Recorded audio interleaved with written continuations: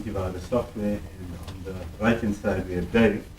That's the proverbial employee, and that's the major inside threat.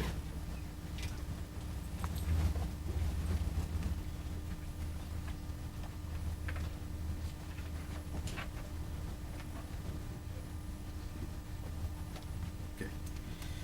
So, Alphabet, Google's company, recently issued a lawsuit against Anthony Lewandowski. He's one of the guys that just started at Uber recently, and he lifted close to 14,000 files from Google. Well, we assume so. And this is what Google is actually accusing him of, and they've raised a lawsuit around it. And that is typically what an insider can do in terms of taking top secret information from you. And typically there's a range of impactful, let's call it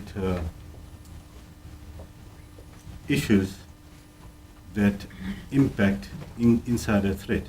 The first one obviously is around high risk applications. So we're finding in organizations all across the world, in fact, that 95% of businesses are seeing that employees are testing and simulating and downloading high-risk applications.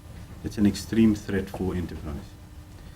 Leavers, joiners, and movers, 56% of organizations see people that are leaving their organizations or joining their organizations either lifting information as they leave or actually introducing new malware and new insider threats as they join.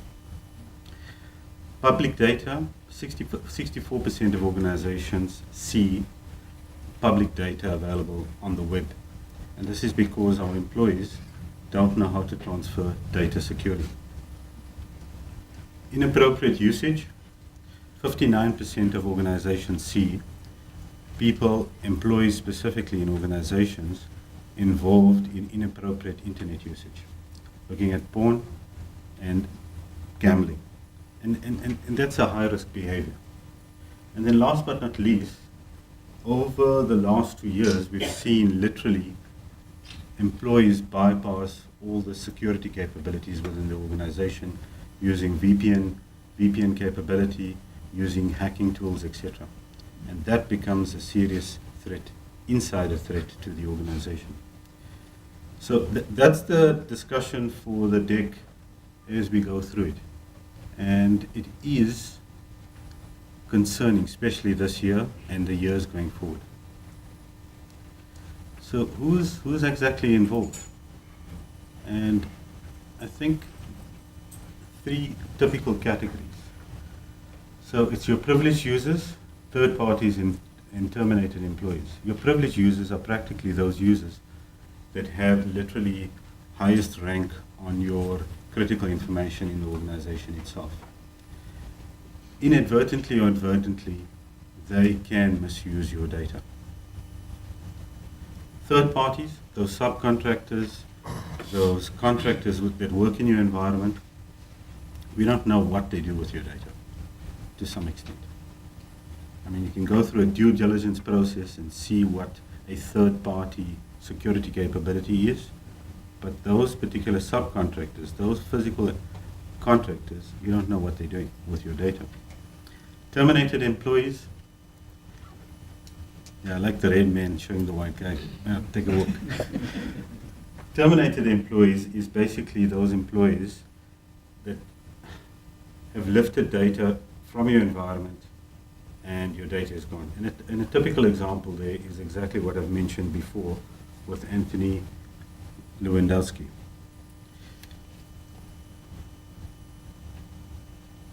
So where is the danger? So according to the 2017 Insider Threat Report, 53% of companies estimate remediation costs at close to $100,000. And more companies assume that threat to be in the range of $1 million.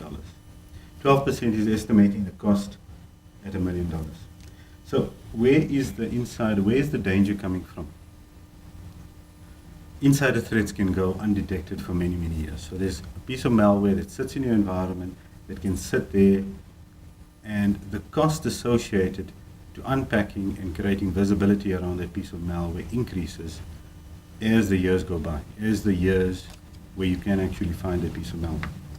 It's hard to distinguish harmful actions from regular ones. So with big data analytics and platforms coming to the fore, it's very difficult to distinguish where your employee is actually working on something good for the organization or a piece of malicious activity, especially when it comes to big data analytics. And it's really easy for employees to cover their actions. So once you know what you've done, once you know what data you've exfiltrated, you can simply delete your tracks, delete the logs. Unfortunately, it's actually very hard to prove guilt, especially in this day and age. And the reason being is that the employee can just turn around and says, well, it's a big mistake.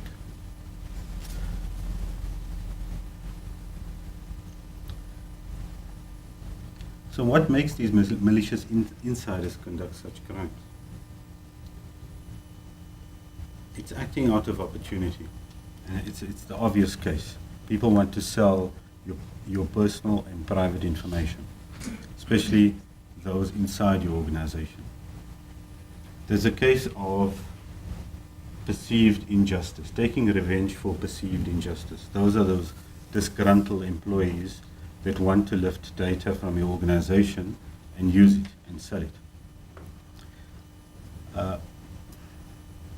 Yeah, that's an interesting one. Only boring people get bored. So it's about making a statement. It's about going onto the social websites and making a statement of what you've done. That's one of the modus operandis of these insiders. Doing the competitors' bidding, so those are cases of espionage. And it's becoming more rife. Seeing themselves as future competitions, and this is simply a case of employees finding means and ways of actually competing with your own organization. So we've looked at the problem, we've looked at the modus operandi and the various insiders that want to exfiltrate data from you. So how do we actually go about combating insider threats? And one simple technique is just doing general background checks, knowing who your employee is. General investigations, going onto the internet, going onto LinkedIn, and finding who is this person that is coming to work for me, that I'm going to hire. You can do some background investigations, so more in-depth investigations specifically around where is the person from, call his previous employee, etc. Typical background screening services, ITC, looking at his the place where he actually banks, etc. Where it actually gets a bit costly for an organization is around truth verification, using polygraphs, etc. But that's where you need to look at your employee and find out exactly if this is the person you want to hire. Risk surveys and criminal analysis. The next step is, in terms of combating insider threats, is just watching your employee, looking at your employee's behaviors. Is it a disgruntled employee? Is it an employee that doesn't like your organization? Take the opportunity to understand these kind of employees, because those are the kind of employees that can take that important, private, protected data that you hold dear to your organization away from your organization and sell it. This is a very interesting mechanism, and we in Vodacom have actually used this very well. So it's the principle of least privilege. And practically what it means is all those users, all those privileged users in your organization that have access into private, protected information that the organization holds dear to, that particular principle of applying least privileged for all those employees that need to administer that particular data. In that context, you need to do privileged audits, so make sure that those privileged account users, you know who they are. When you start with an employee and when you give him access to privileged information, start with least privilege so that you know what he's doing or she's doing. Enforce separation of privileges. So a privileged or an admin user away from a standard user. Use just-in-time privileges. So those contractors or subcontractors that you bring into your organization, start them with least privilege and then switch off that privilege as soon as they're done with their work. Make individuals' actions or your employees' actions traceable. Make sure that whatever data they're working on, you can understand how they're working on that particular data, how they're lifting it, how they're shifting it, and how they're processing it. This is a very interesting one as well. Very basic. Control the user.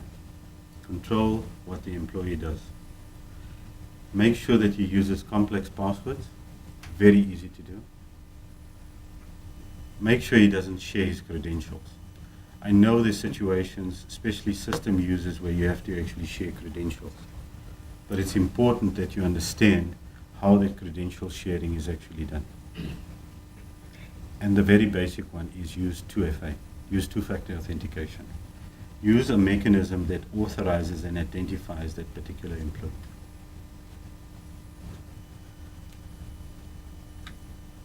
Monitor the user. In this particular case, make sure that you understand what the employee is accessing, irrespective which file share you have in the organization. Examine things like web files, cached web files. Monitor web access on your firewalls, on your IDS and your IBS, on your WAF platforms. Monitor incoming and outgoing email messages. Control what software you can install or run for the employee. Otherwise, just lock down administrator. This is a very interesting one. Okay, besides Homer Simpson, this is, I think, in most organizations, we keep at the bottom of the list. It's about educating your employees. It's making sure that the security campaigns that you run in your organization shifts the dial in the context of your security posture. Get C-level support as you're doing these campaigns. Partner with key departments. Make sure that they understand the implication around private, protected data. Make sure that the education is relevant. Look at the recent attacks that you've seen. Understand those attacks and make sure that your employees understand them as well and their consequences. Measure the success associated. So there's a set of baseline metrics that you gain out of doing phishing simulations. Understand those baseline metrics. Incentivize awareness. Please don't tell them that there's an iPhone up for grabs if they don't click on that particular link. And then use a variety set of awareness tools. Video, CBT, email correspondence. Go out to particular departments. Get security champions in those particular departments. So thanks. I got 5 minutes left, so it looks like 4 minutes, but I'm on time for the first presentation. So in conclusion, I'd like to say, just follow a good intake and exit program. Important. Apply and verify privileged user access management. Strong security baseline control, very important in your organization, both for inside and external cyber threats. Create a monitoring process. Monitor your employees. Verify this through regular audit processes. Educate and inform, very important. Do as many security campaigns as you can. Last but not least, know your employee. Know what he does and know what he's doing. Thank you.